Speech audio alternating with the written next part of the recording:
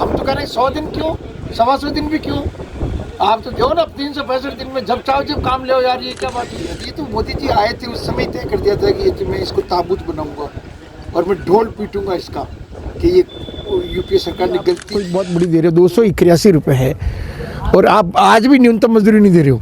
न्यूनतम मजदूरी नरेगा की अलग है, न्यूनतम मजदूरी स्टेट के अलग है, आप वो भी नहीं दे रहे हो।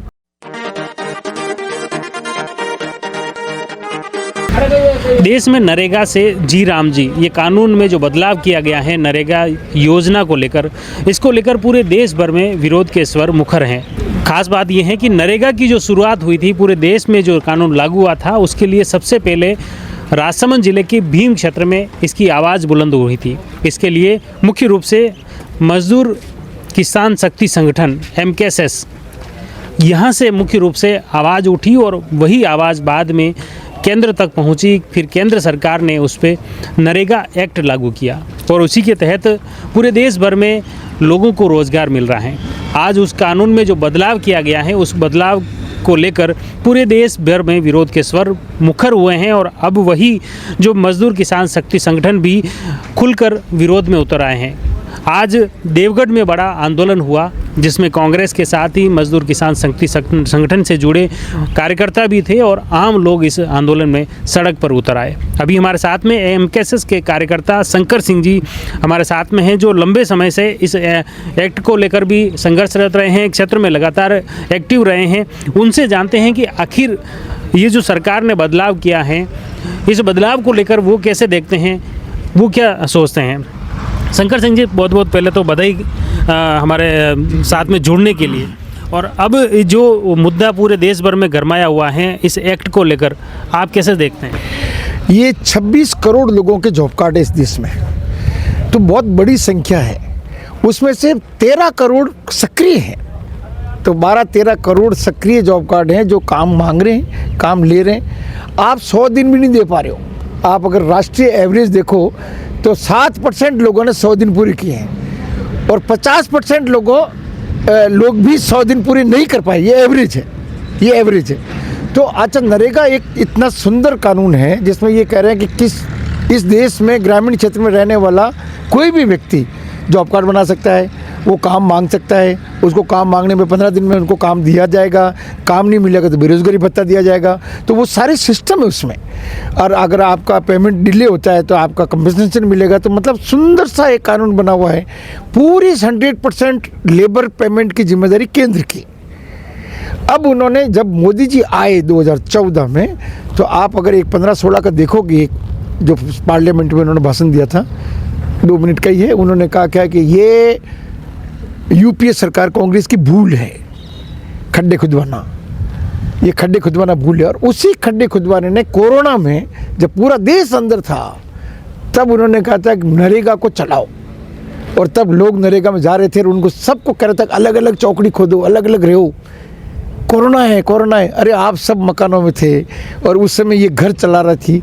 और वो जो महिलाओं को जो ताकत मिली इस एक्ट से, नरेगा से, वो बहुत गजब की है। उनके खाते में पैसे आ रहे हैं, वो खुद निर्णय लेती है मुझे क्या खरीदना है, क्या नहीं खरीदना है। बच्चे स्कूल जाते हैं, वो अपने कपड़े लेते हैं। एक सेठ जी हैं भीम में, वो अरुणा जी को मिले थे, उनका नाम बाबूलाल कोठारी है। उन्होंने कहा अरुणा जी बहुत बढ़िया हुआ आप ये जो इसके लिए लड़े, कानून के लिए। हमारे बाजार चल रहा है, दुनिया डूब रही थी, वर्ल्ड बैंक वो तो पूरा तो अमेरिका में उनमें क्राइसिस था, उस समय हमारा भीम का बाजार उबल रहा था। मतलब आप सोच सकते हो हर पंचायत में 1 करोड़ रुपया साल का, अगर 35 पंचायतें हैं तो 35 करोड़।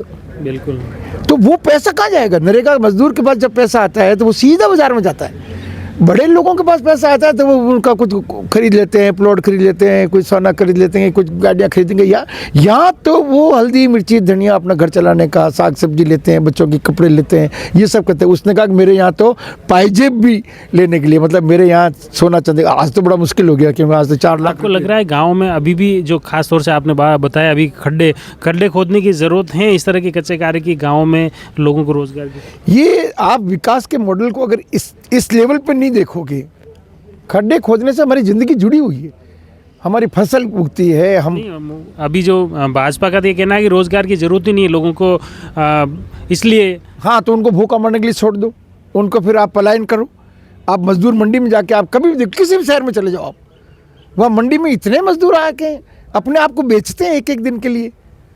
और ये महिलाएं माइग्रेट होगी शहरों में, तो माइग्रेशन रुकता है इससे। और क्या है, ऐसा भी कोई नहीं है कि बहुत बड़ी आप कोई बहुत बड़ी दे रहे हो। 281 रुपये है और आप आज भी न्यूनतम मजदूरी नहीं दे रहे हो। न्यूनतम मजदूरी नरेगा की अलग है, न्यूनतम मजदूरी स्टेट के अलग है, आप वो भी नहीं दे रहे हो।